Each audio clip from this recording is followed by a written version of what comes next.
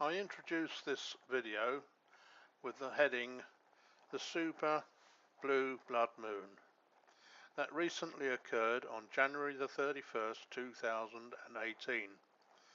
Before that, this coincidence last occurred on December 30th, 1982 in the Eastern Hemisphere. Otherwise before that, on March 31st, 1866, 152 years ago. Its next predicted occurrence will take place on January the 31st in 2037.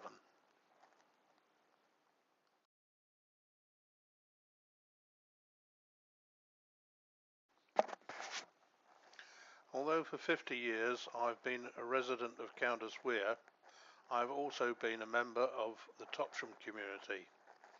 My sons have worked in Topsham at the Passage House Inn on Ferry Road. Philip, my eldest son, was a full-time chef there for the best part of 12 years. My other sons also worked there as waiting staff for the restaurant when in their teens.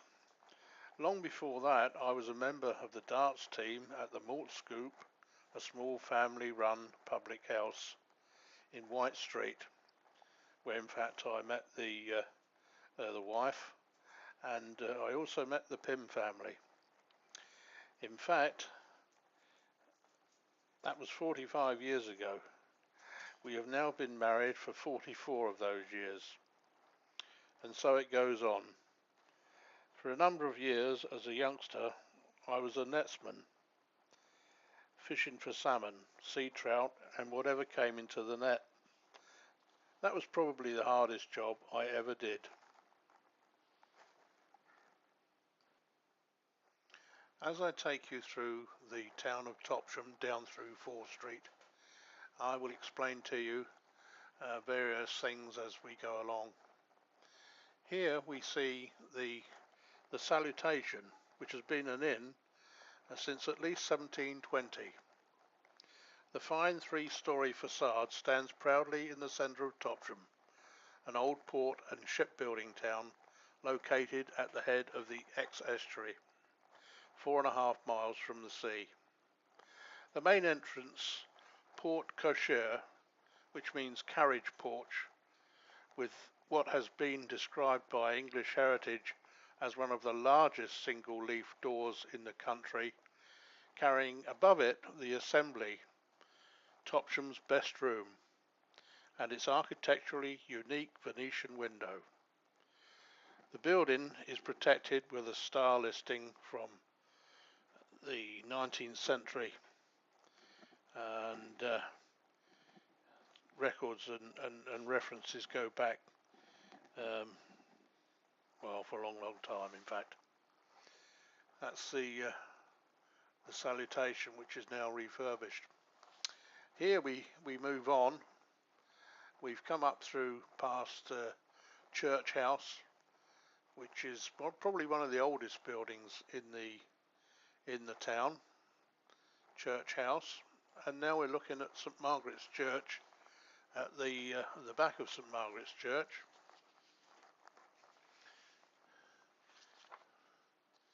Which has been stood on this, as church has been stood on this site for over 1,000 years, and St Margaret's continues to provide a focus for the life and work of the Church of England in the parish of Topsham.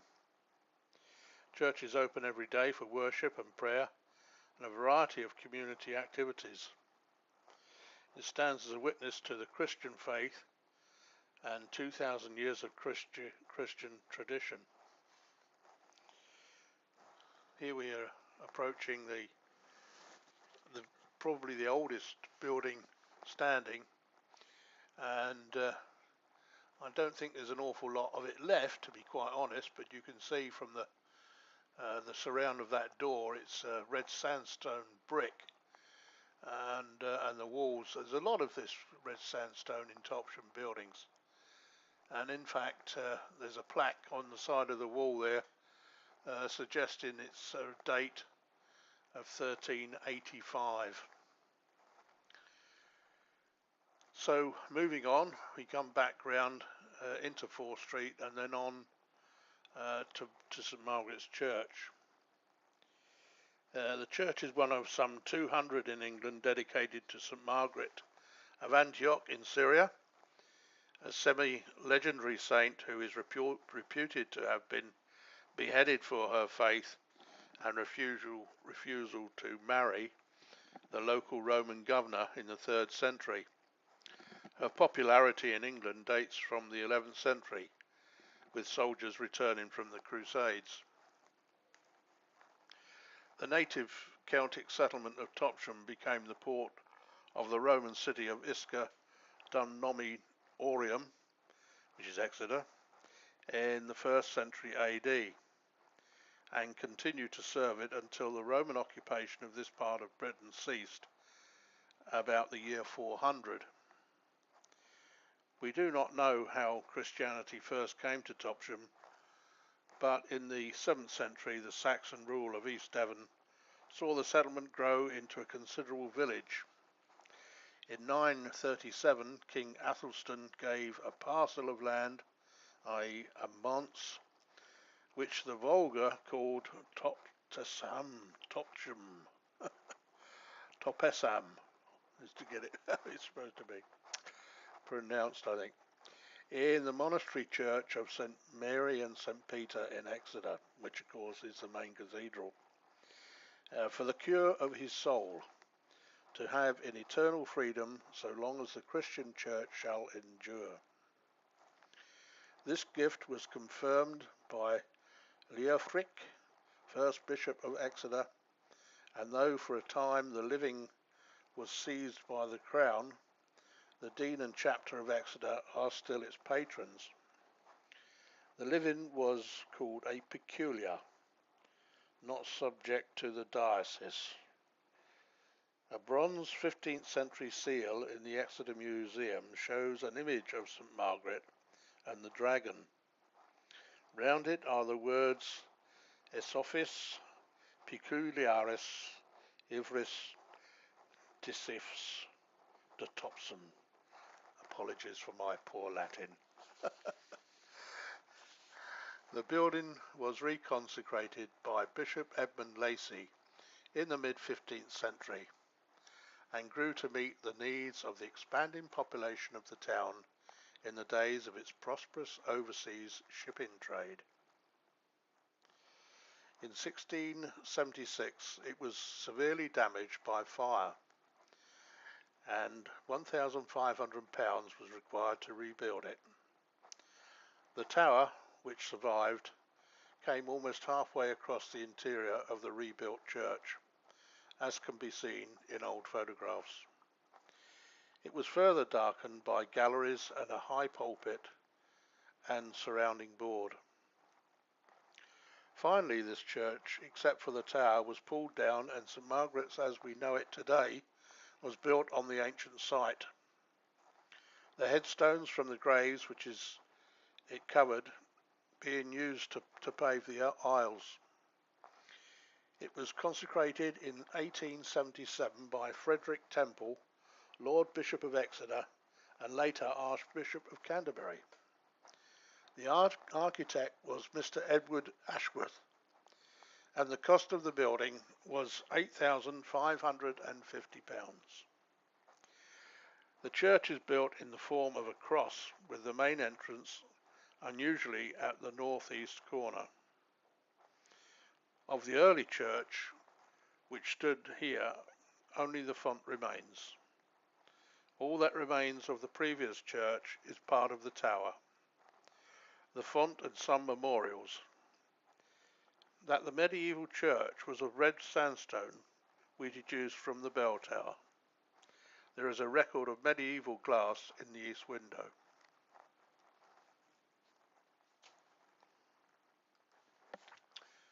So coming back to this spot overlooking the river and across to Axminster in the distance, you can see the Topsham Lock, which is entering into the Exeter Ship Canal.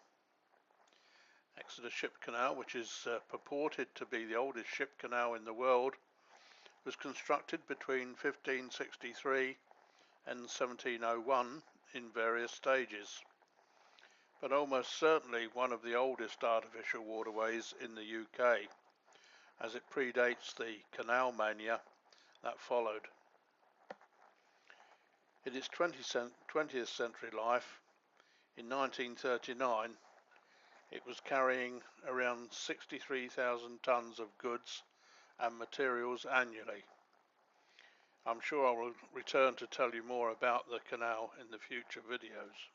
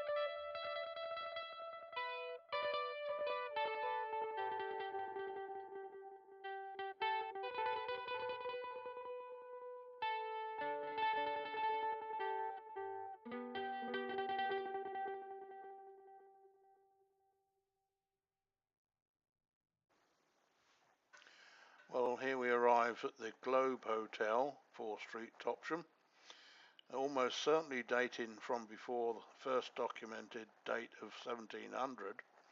The Globe has been at the centre of life in Topsham for hundreds of years. It was owned by the same licensee who ran the King John in South Street, Exeter. When Topsham had a flourishing port in the mid-17th century, a healthy trade in port wine from Portugal developed. The Globe was certainly involved in this trade, as the Globe was the sign of the Portuguese wine traders. That is why many coastal towns on the south coast have a Globe Inn or hotel.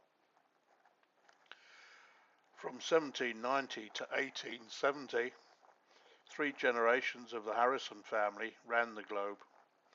They built the Georgian facade and retitled it as the Globe Hotel, influenced no doubt by the Royal Clarence Hotel in Exeter, the country's first hotel in 1770. In the 1830s it was a coaching inn with coaches travelling to Lyme Regis, Salisbury and London, starting at the Globe. Horses were stabled in globe fields at the rear of the hotel. Now all you will find is houses. Here we pass White Street on the left as we go round the corner and come on to Topsham Quay. You can see the Thames barge Vigilant that has been lying alongside the north wall of the quay, undergoing restoration over the last few years. These photos I took a couple of years ago when the owners started the project. We're all waiting for the day when she goes to sea once more. They are making progress, however. Topsham's position, offering a sheltered harbour to seagoing trade, enabled it to thrive as a port, a centre for both fishing and shipbuilding. Notable ships such as HMS Terror, part of Franklin's lost expedition, and HMS Cyane, later known as the USS Cyane after capture by the American Navy, were built here in the early 19th century. The town was the scene of a notable parliamentarian naval assault during the English Civil War. At the start of Exeter's history, the River Exe was tidal and navigable up to the city walls, enabling it to be a busy port. In the 1270s or 80s, the Countess of Devon, Isabella de Fortibus, built a weir across the river to power her mills. This weir is remembered in the name of the nearby suburb, where I live, of Countess Weir. This had the effect of cutting off Exeter's port from the sea and damaging its salmon fisheries. In 1290, trade with Exeter's port was restored, only to be blocked by a new weir built in 1317 by Hugh de Courtenay, 9th Earl of Devon, Isabella's cousin, who also built a quay at Topsham, this quay here. Because of the blockages on the river, boats were forced to unload at Topsham, and the earls were able to exact large tolls to transport goods to Exeter. And for the next 250 years, the city petitioned the king to have the waterway reopened. To no avail, until 1550, when Edward VI finally granted permission. However, it was by then too late because the river channel had silted up.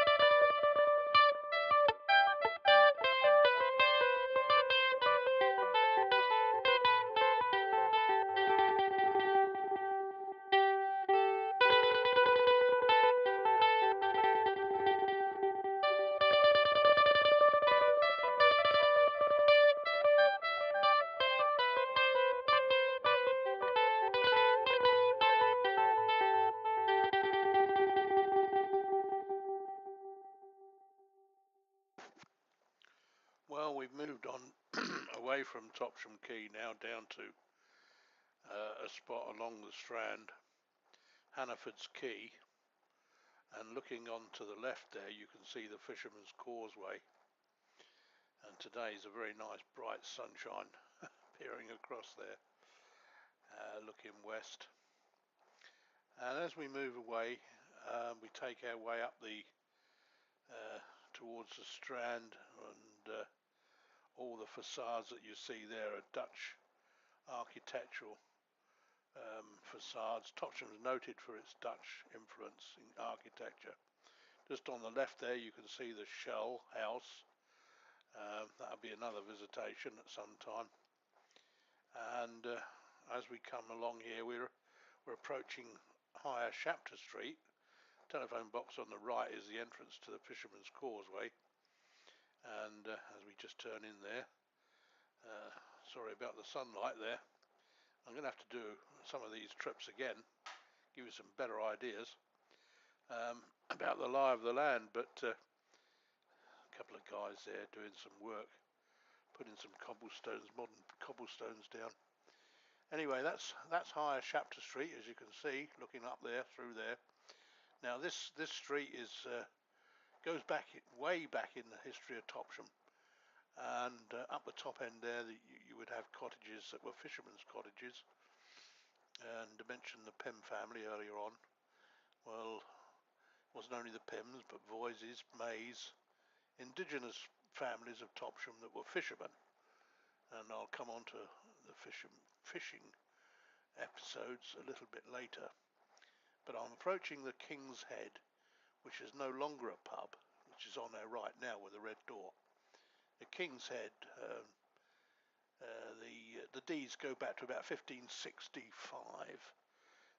I know that because I've seen them, and for many years I frequented the King's Head when it was owned by Peter Mason and his wife Eileen. And we're now going up Trucklebed Alley, and well, I'll have to do another one on trucklebeds, or truckles as they say.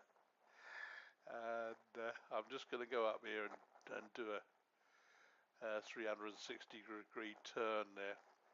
Just there on the right is the old coaching house.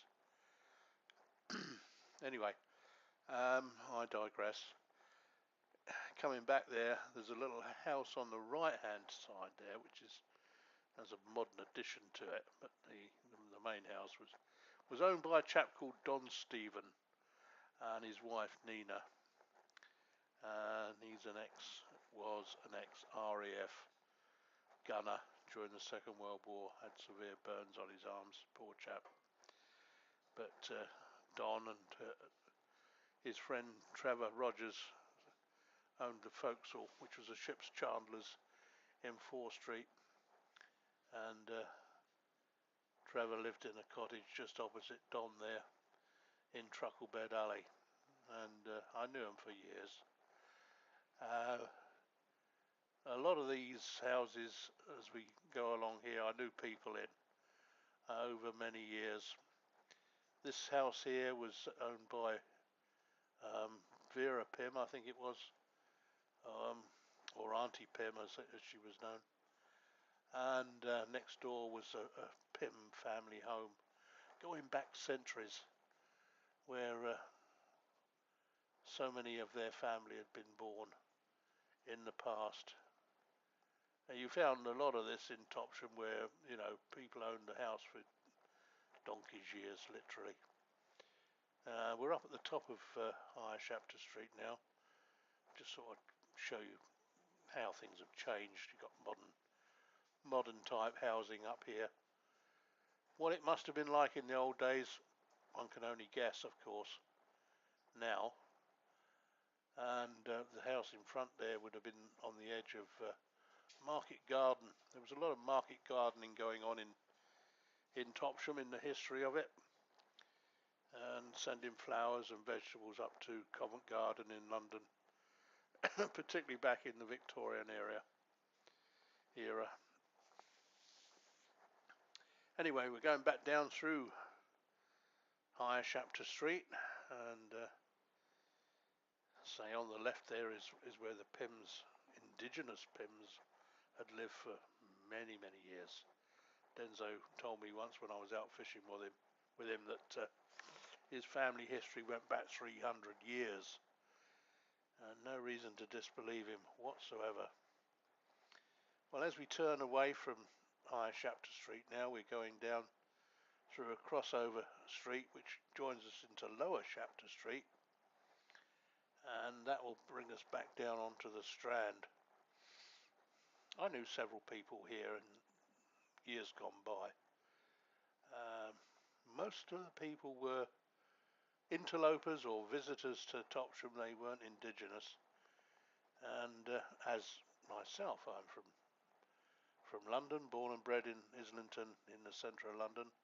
Grew up in Watford, St Albans, and then came to Topsham back in 1967. And I keep saying Topsham, I should be saying Topsham, which is the correct Devonian way of pronouncing Topsham. And I think most of us that are outsiders call it Topsham, as opposed to Topsham. Anyway, back down onto the Strand, and right ahead is Oak Slip, where just off Oak Slip I had a mooring on the riverbed there for a number of years, kept a small boat. And here we are at Topsham Museum. And Topsham Museum is a very interesting place to visit if you come to Topsham. It's a must, and inside it houses so much information about the history of this now, of course, small riverside town.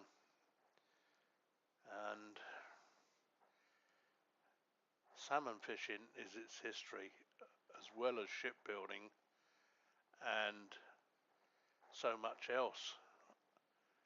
Here we see a picture of a netsman working his net, paying out his net out on the water there, and the shoreman holding back the net.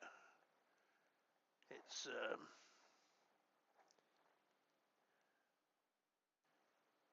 a work of art, working the salmon nets, and this depicts how it would do and how you would do it. But moving on to that, we see another picture of the netsman sharing up the net. Salmon, which would have been a typical salmon that you would have seen coming from sea. And here we are now looking down at the end of the Strand, and we're looking out with a goat walk on the left, and we're looking out towards the open estuary and further on down towards Exmouth. And on the right you will see, well, you can't actually make it out, but you've got Powdram Castle and Powdram Estate, which is the seat of the Earl of Devon, Lord Courtenay. And that's looking back up the Strand. And as we come round there, you can see seats there that people can sit out and chill out on the end there of the goat walk. Lovely spot for people visiting, and indeed for local people to come and spend their time. You see a boat out there. It's I think it's called the Devon Belle, and run by the Stuart Lines out of Exmouth, and they run a pleasure trip up and down the estuary, of which I'm going to inject a couple of still photos there that I took a couple of years ago when I was actually on there, so I'll be putting that in there. And here we go back up the Strand. So we're making our way back up the Strand towards the town, and I'm going to talk a little bit about salmon fishing as we go along there.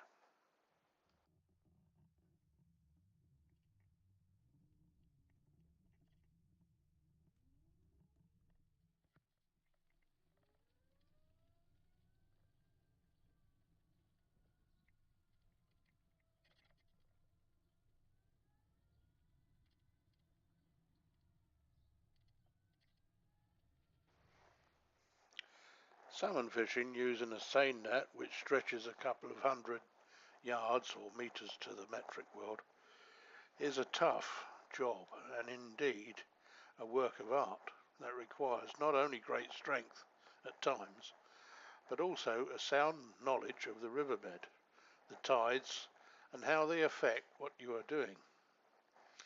And all that in conjunction with the changing weather, come wind, rain or shine. Being a salmon fisherman and working alongside men whose families go back hundreds of years was both a privilege and indeed an honour. Denzo Pym and his brother Ken I both worked for during my late 20s and early 30s. I went out with them over a 7-year period, giving up eventually because of a back injury. And that was whilst being a full-time train guard. Because my shifts mostly fitted in between the tides, I would come home from my train duties and then go down the river, salmon fishing. It didn't always fit in, but I spent quite a long time getting very tired. But I enjoyed it. To describe what it was like is quite a lengthy process, which I might go into on another occasion. Suffice to say that being out on the river at the break of dawn on a frosty February morning, or by contrast on a hot sunny afternoon in July, with the birds all around you and all the life in the water, gave much pleasure. Just pure magic. So, to give a brief description of how a seine net is worked on the River estuary, on an outgoing tide with a minimum of 2 men, one in the boat and the other walking the shore. The net is placed in the back of the boat, the stern, and the net has a head and a foot. The head has corks, which floats the top of the net, and the foot has lead weights, which hold it down on the bed of the river. Both ends are attached to a pole, which is about 3 feet or 1 metre in length.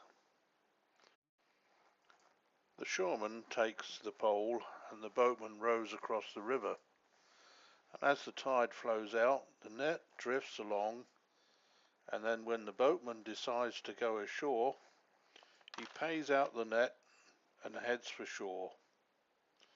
When he hits the shore, he gets out of the boat and sticks his pole in the mud. Now we have a lasso effect with the poles either end. Both the shoreman and the boatman stick their poles in the ground. Sometimes mud comes up to the tops of your thighs.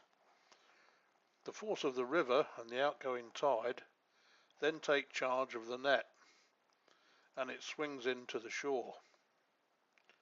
Once it is parallel to the shore, the men pick up the net and share it up, and eventually get to the middle of the net, called the bunt, hopefully with fish in it. Of course, then there is much to do in keeping the net in the water, because if it goes on to dry land, you cannot easily move it, and all that net has to be put into the boat. So you can shoot the net again. Sometimes as many as 6 or 7 times on a big tide. When I was out fishing, there were 18 licensed boats on the estuary, about 7 working out of Topsham, and the rest out of Lympston and Starcross and Exmouth, and one up at Salmon Pool. That was owned by the Earl of Devon. The point here was we were all in competition, so speed was essential to boat the net and shoot another haul. And just to put things into perspective, back in the early 1900s, apprentices' indentures stated they were not to be fed salmon more than 3 times a week. It was so plentiful. By contrast, on one year in the early 1980s, I shot the net on 90 consecutive times without catching a fish. Today, I believe there are only 2 licenses given on the X, and for just 6 weeks of the year.